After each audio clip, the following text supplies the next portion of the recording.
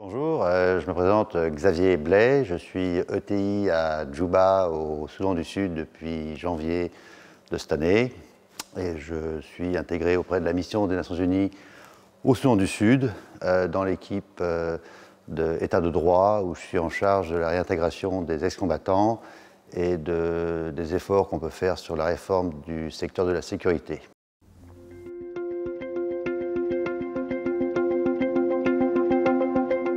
Donc les enjeux étaient déjà de m'intégrer, mais ça s'est fait assez rapidement vu mon parcours auparavant. Et les enjeux de la mission des Nations Unies, c'est d'essayer de trouver des bailleurs de fonds pour faire des projets pour réintégrer les 150 000 combattants dans la vie civile, d'une part, et ensuite de faire des formations pour que l'armée et la police et les services de sécurité puissent agir pour le bien de la population dans ce pays qui est vraiment ravagé par la guerre civile.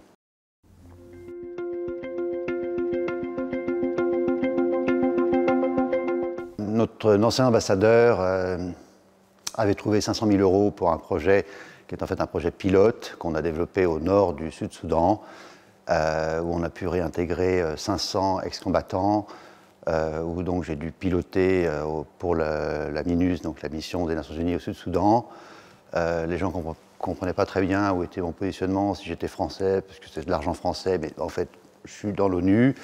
Et donc, on a réussi à réintégrer ces 500 combattants sur des projets coopératives agricoles. Et on a créé un truc extraordinaire, une coopérative de yaourt, première fois au Sud-Soudan depuis l'indépendance. Donc, et surtout en mettant le point aussi sur la réintégration des femmes ex-combattantes et les femmes des communautés qui reçoivent les bénéficiaires du projet. Donc il y a toujours un aspect très genre et parité dans ce qu'on fait. Et pour l'instant, ça marche. Donc le projet s'est terminé il y a 3 semaines.